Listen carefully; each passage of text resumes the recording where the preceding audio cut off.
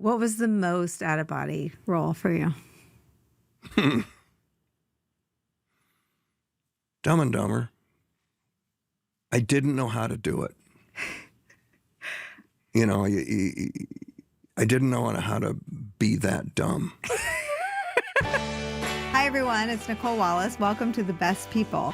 This week, I talked to one of my favorite friends who lives in the middle of the country, someone I email all the time at the most heated moments in our politics to say, how's it playing in Michigan? He decided to raise his family there instead of ever moving to Hollywood or Los Angeles, even though he is one of the most iconic actors of our time, playing some of the funniest men on the big screen and some of the most moral men on stage and on the small and big screen. But that's not all. He also played us his guitar in this episode. This is The Best People with Nicole Wallace, and this is Jeff Daniels.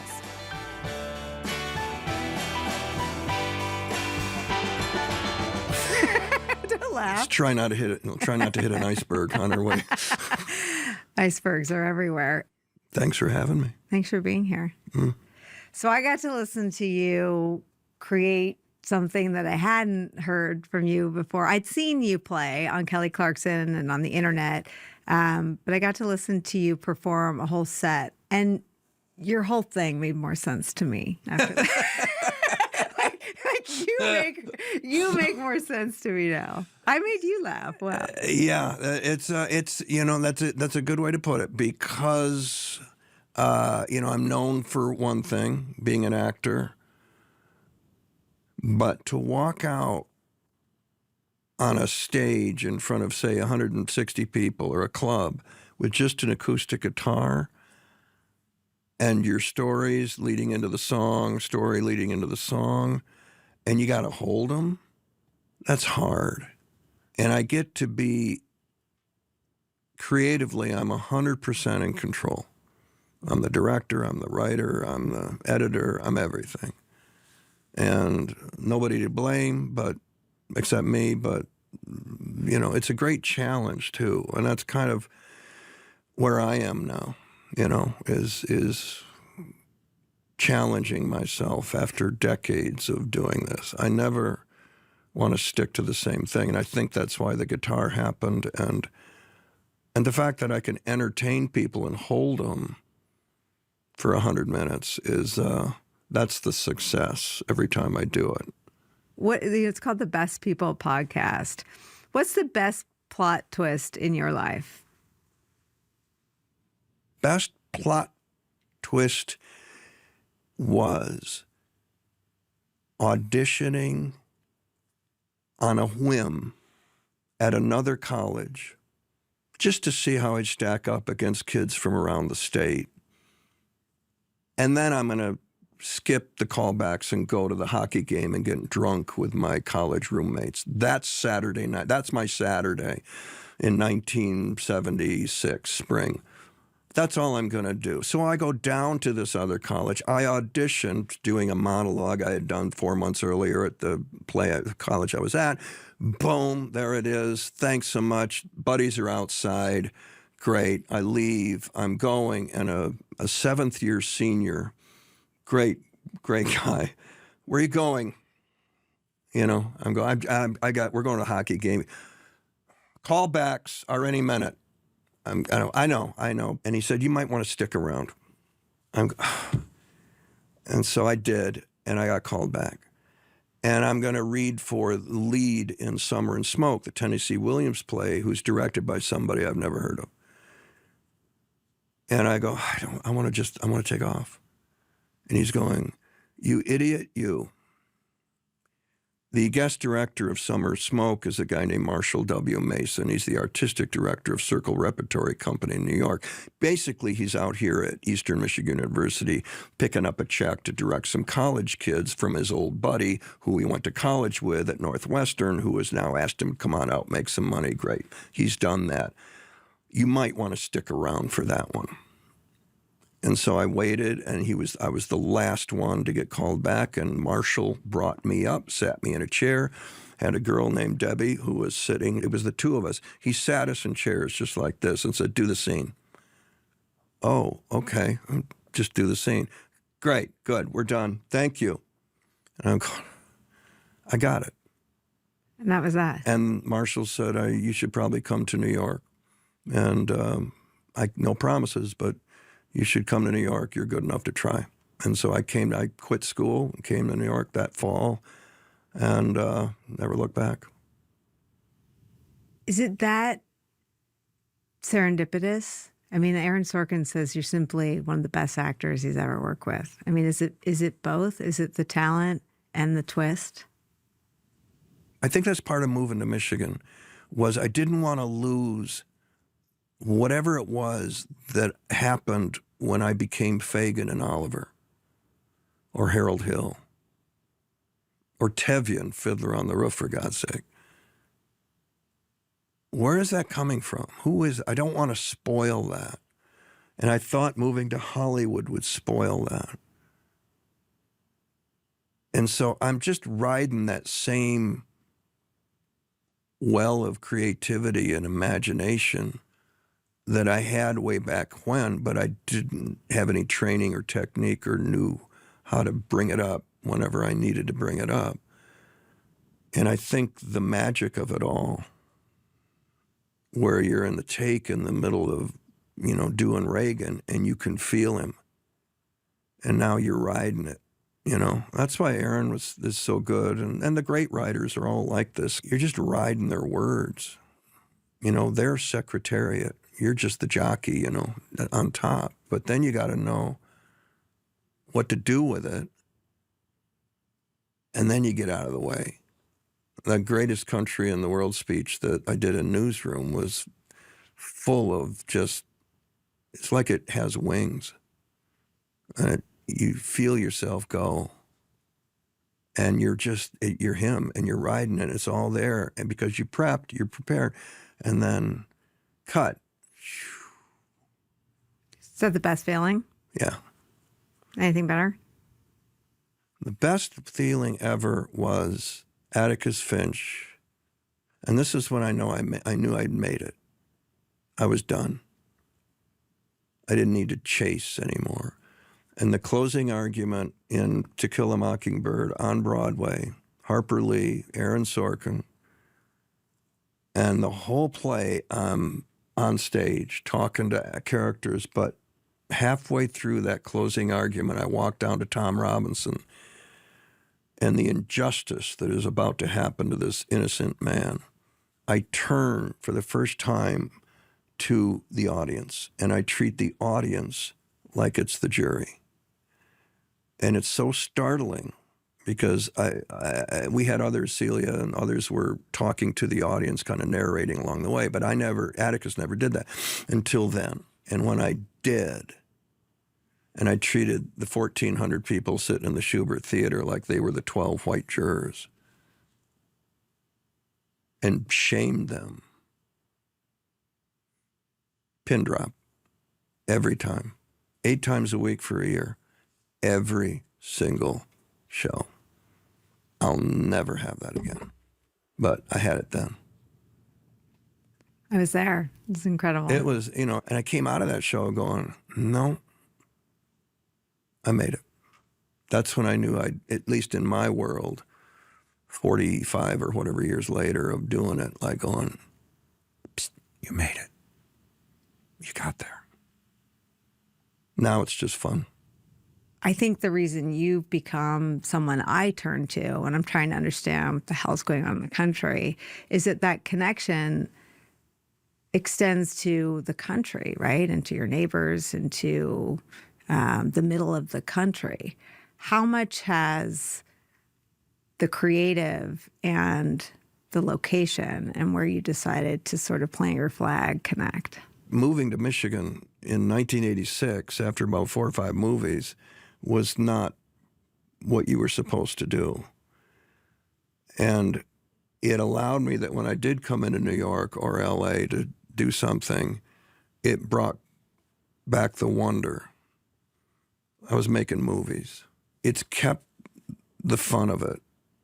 I got asked by a younger actor recently, he goes, do you still like it? And I said, I love between action and cut. Because if you do it right, you lose yourself.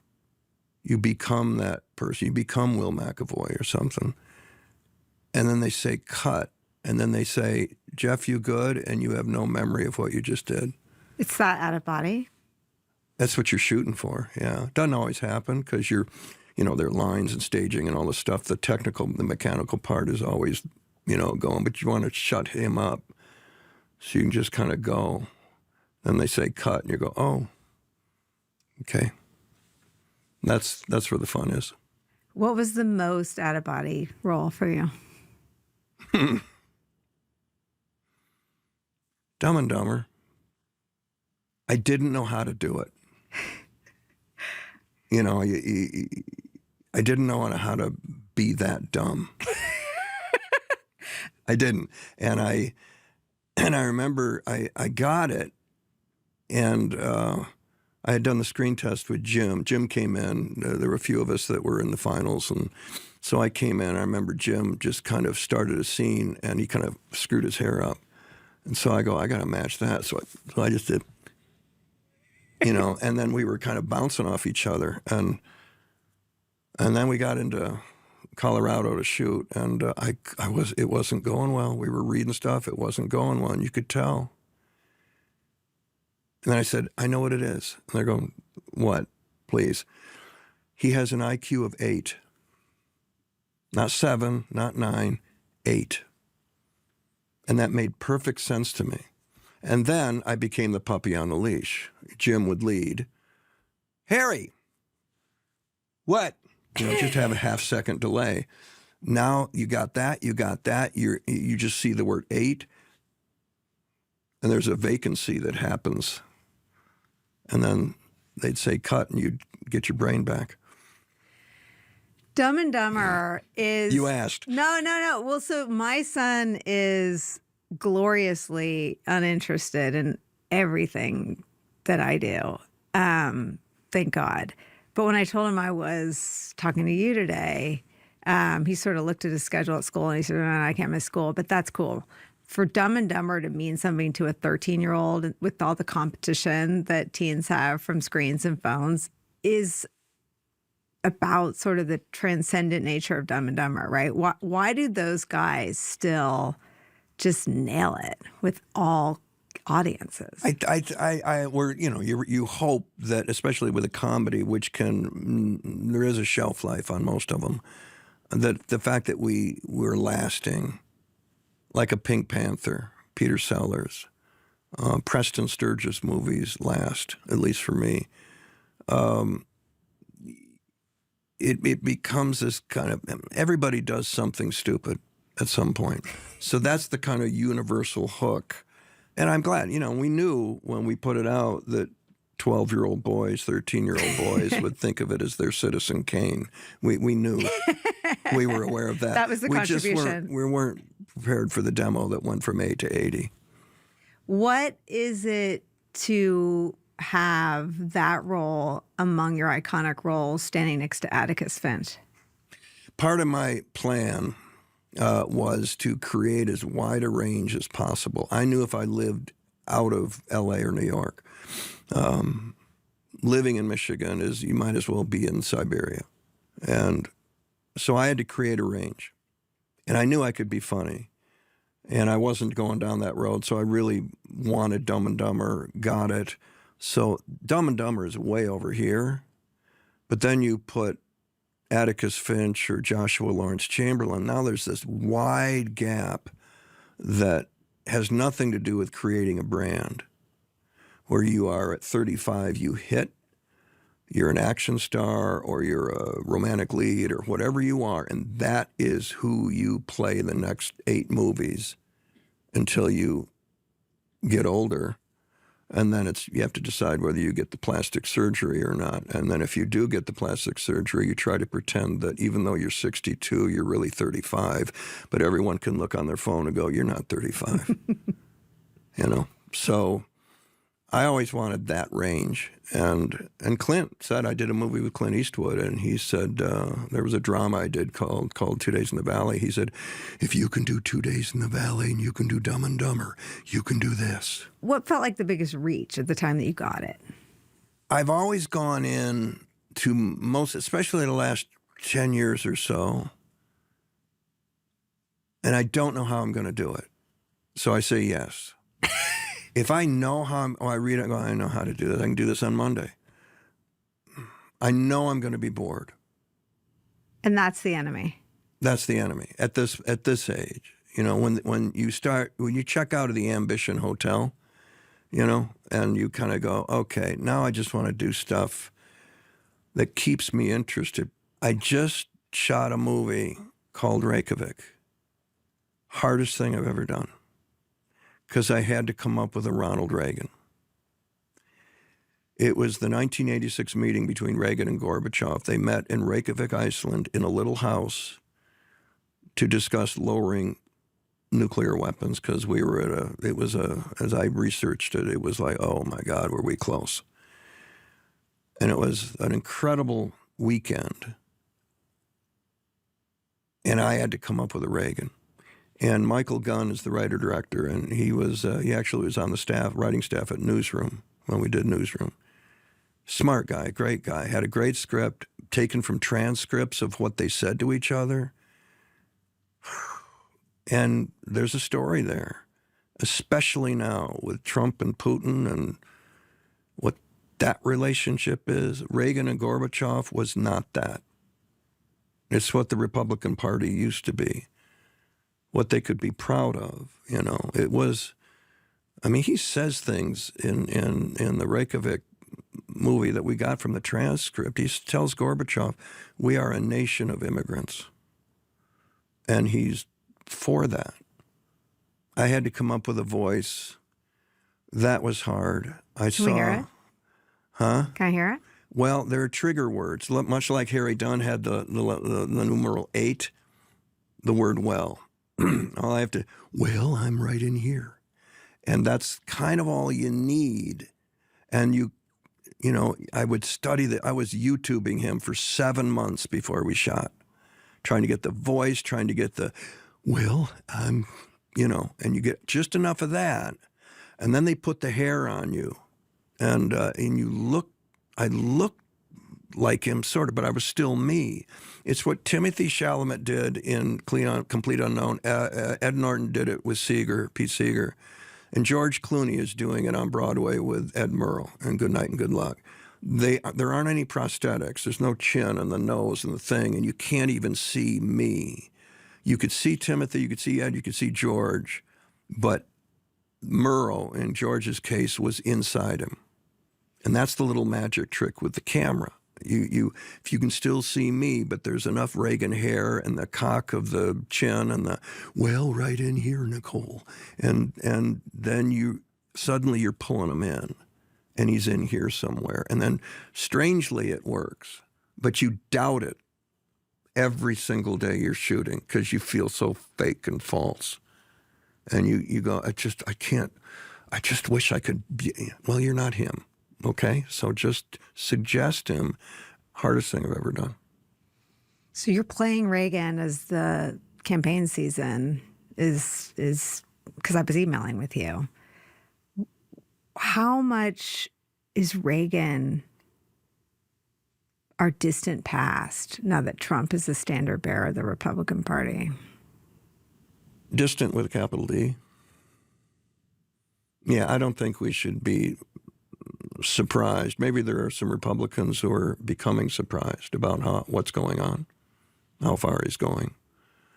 But I've told you, I still go back to that 90-minute meeting that Trump had with Putin behind closed doors in Helsinki. Kicked the American translator out. It's just Putin, Trump, and the Russian translator. What happened? What were we talking about? Curious. Because he came out of that room looking like a child that had been scolded and told to stand over there. And as someone who has spent his life observing people, that's what I do. Every human being has strengths and weaknesses. Even the biggest moral hero that you're playing has got to have weaknesses. Otherwise, he's one-dimensional. That's what makes us human. We're not perfect. But the collapse of the Republican Party, taking a knee, I still think about Kamala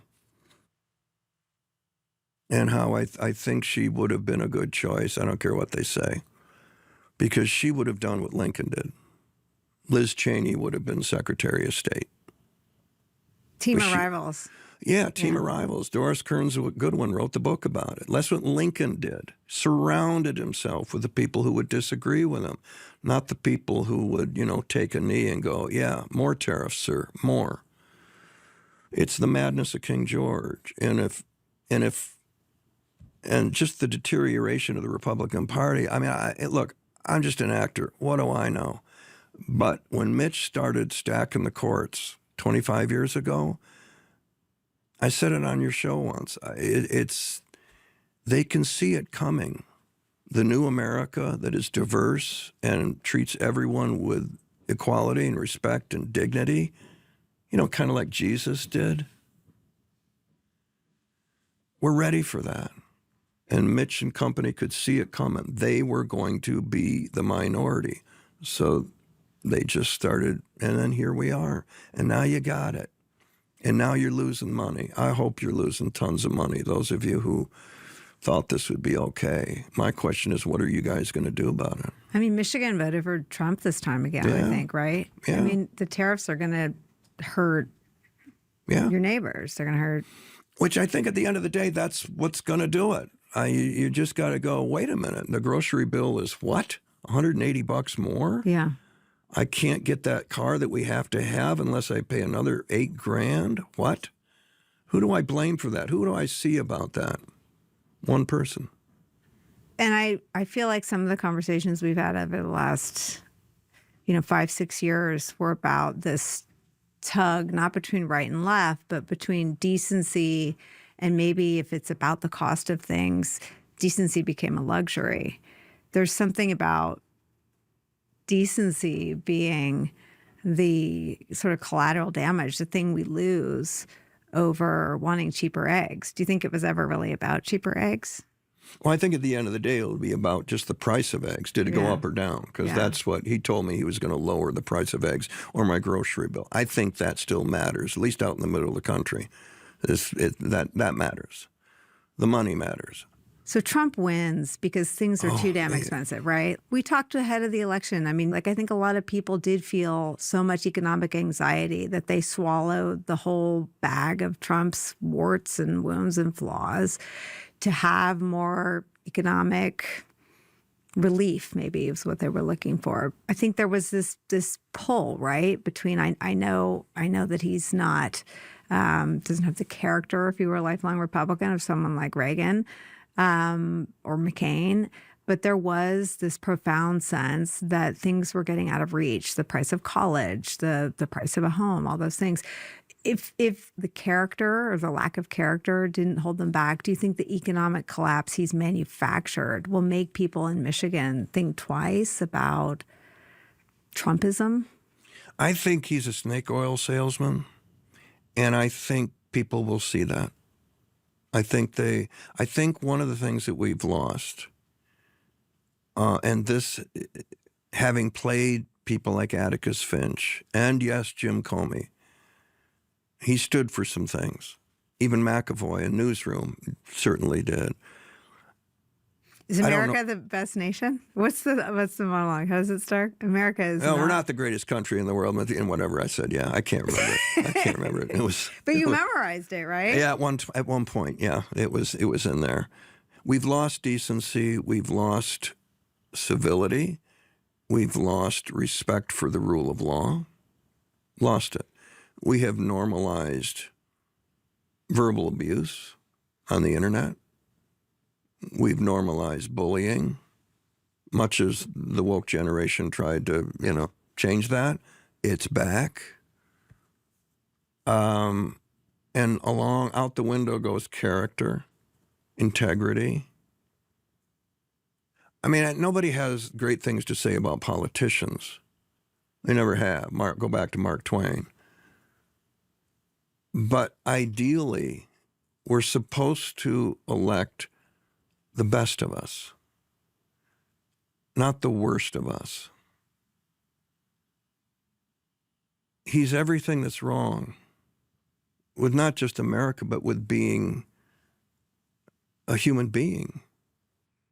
I just don't get the Christian right, and I've read a lot of people who do, and they explain it a lot better. But it's beyond me. But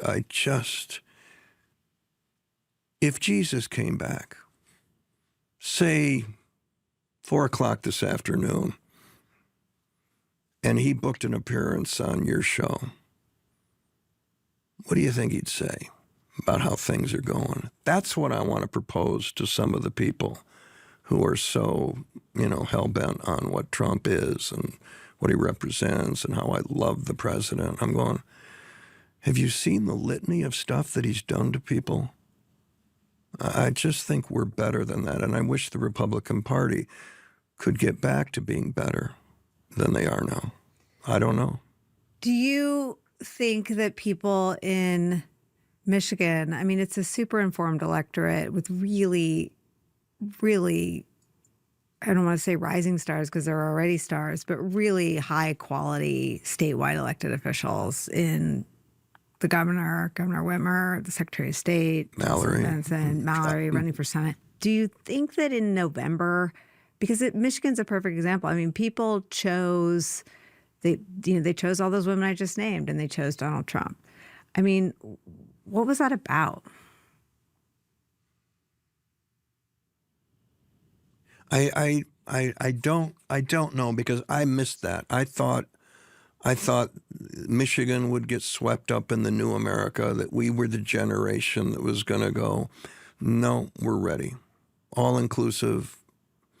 No, where it's going to be the best of all of us, not just some of us. I thought we were ready for that. I was as surprised as anyone. But I think it's going to, I think they got to get hit. I think they got to get woken up, because we look, I mean, I grew up in a Republican house.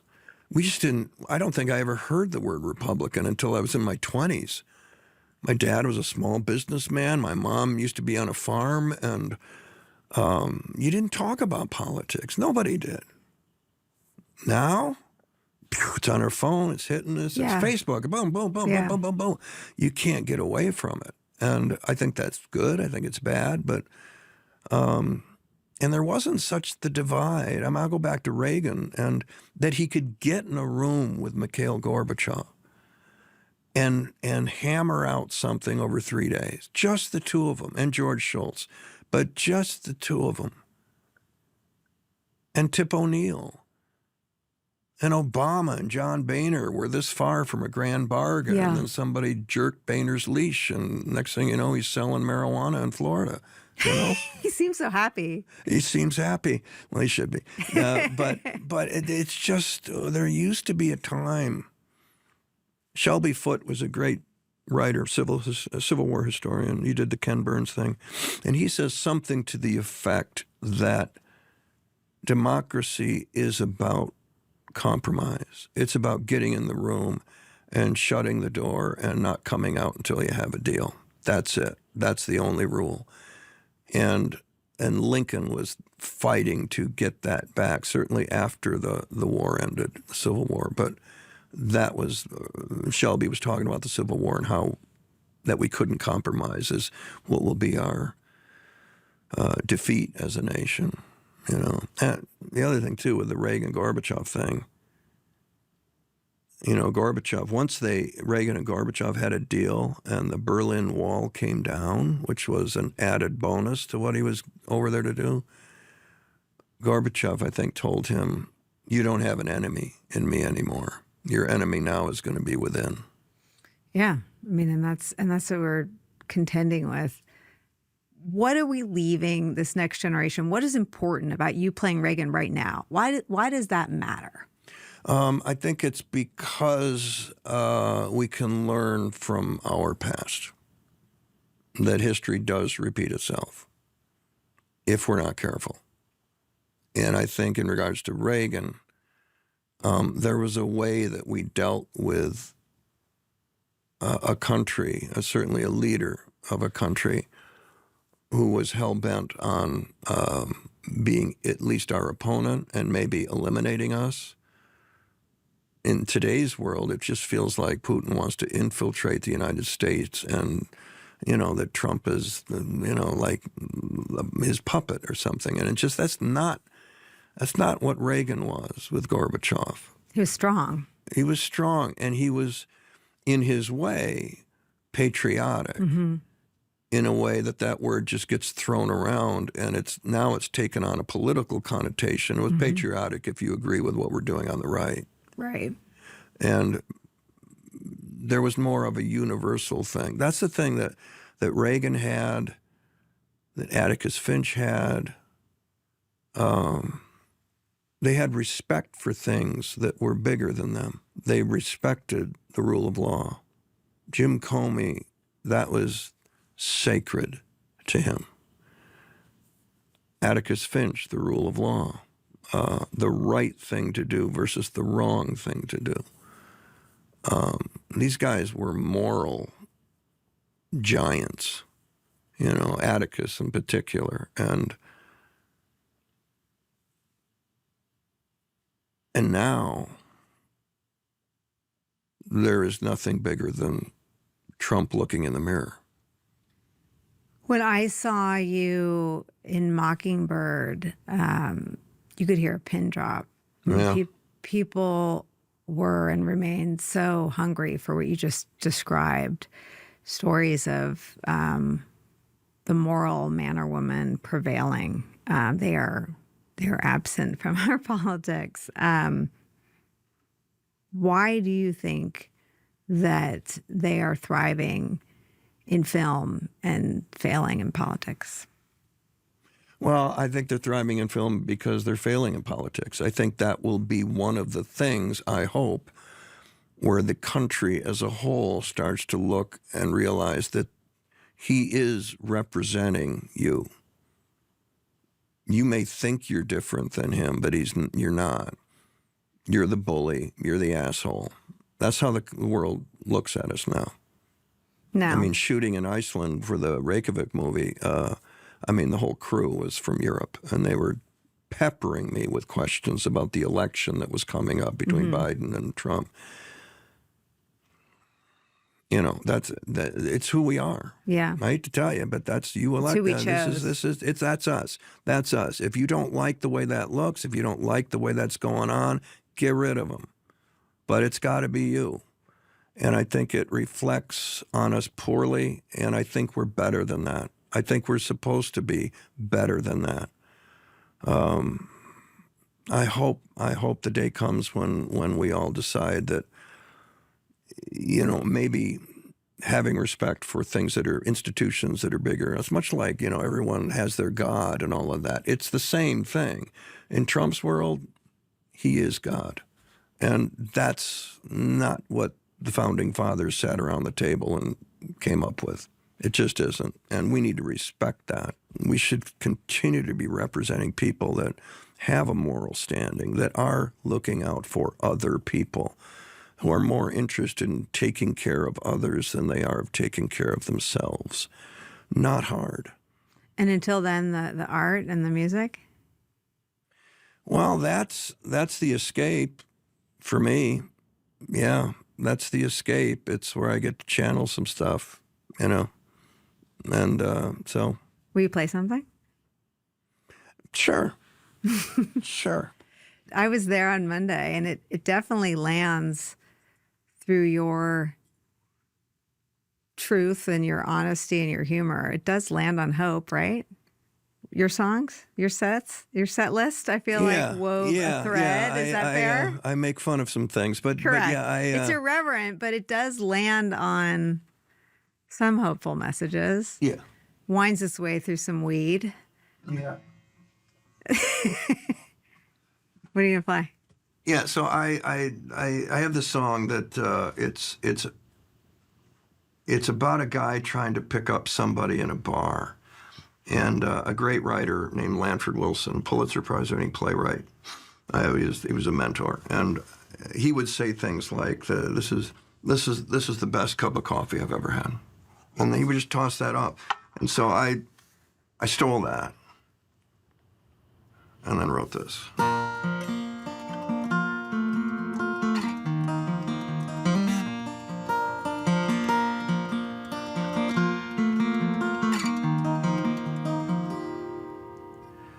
Best damn pickup line I ever heard was by some guy in a bar south of Harrisburg. Seen himself a woman, she was drinking all alone. I watched him blaze a trail into her great unknown.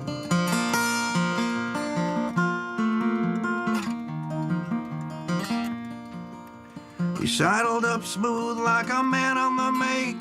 That empty seat beside her was his to take. He said, darling, I know just what you think you're thinking. Bartender, I'll have what she thinks she's drinking.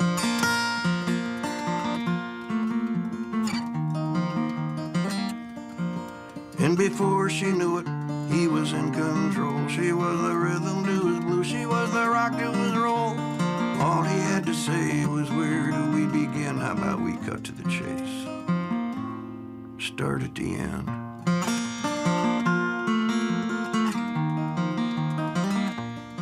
Yeah, yeah, yeah. He said, I bet you've lived a life best forgotten. You're up for grabs, you're downtrodden. Past is on your back and your future's too far. And now you're where you don't know why you're where you are.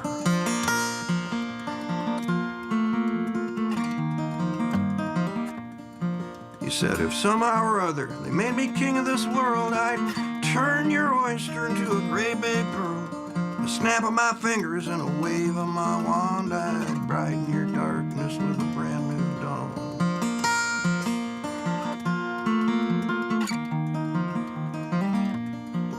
And before she knew it, he was in control. She was the rhythm to his blues, she was the rock to his roll. All he had to say was, where do we begin? How about we cut to the chase? Start at the end.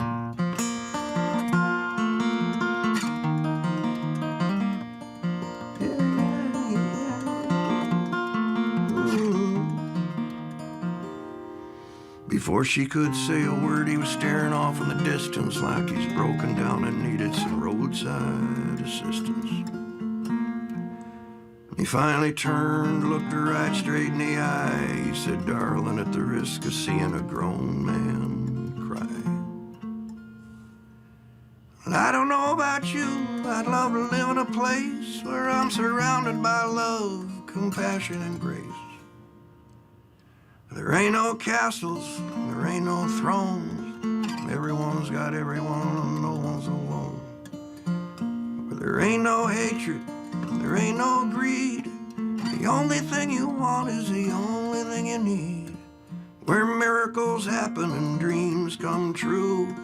Where a man like me, yes, a man like me,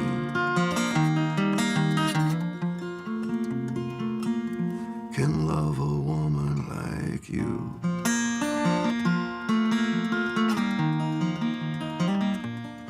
Yeah, yeah, yeah.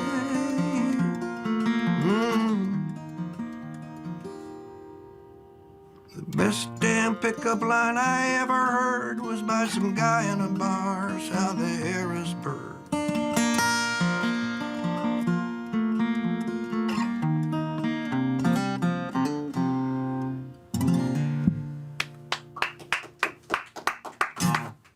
Brought the house down on Monday. Made him Everyone cry. loves that. When Made him in cry. doubt, leave him crying. So this song has a lot more hope than our conversation today. Is that just the delta between art and life? Yeah, they're at war, and me, that's for sure. I still have hope. You know, Kathleen and I were, because she's livid. Your wife. Just of what's going on and everything. And I'm trying to muddle through. And I said, look, it may come down right now to get up today and just do one thing that's good for someone else, for yourself, for someone else. One little hour of hope a day. Let's start there, because I can't keep up with the chaos. I'm not on social media anymore. And I say that proudly, and I don't care. But it's just this, you just got to find the flower that comes up through the cracks of the sidewalk or something. That's That's where I am right now. I hope so, but as someone who turned 70, you don't want to hear from me anymore. You're not that interested in what I have to, I'm just, okay, got it. Good luck. How's 70? I likened it to 60 is you're driving down your little town residential street at 25 miles an hour and you hit a speed bump. That's 60. You feel it. Yeah, you feel it. But, no problem. You're still going where you're going. 65 is you're going down the highway at the speed limit, 70, and then you hit the speed bump. There, you felt that one more. You didn't blow a tire. You're okay. You keep going. 70, you're going down the interstate driving 90, and you hit the speed bump and you go airborne. And you just hope there are angels on the other end of wherever it is you land. I love that. That's all I got. Jeff Daniels, thank you. You're the best people that I've had a chance to get to know in doing my job. Thank you, Nicole. Thank you for doing this with us.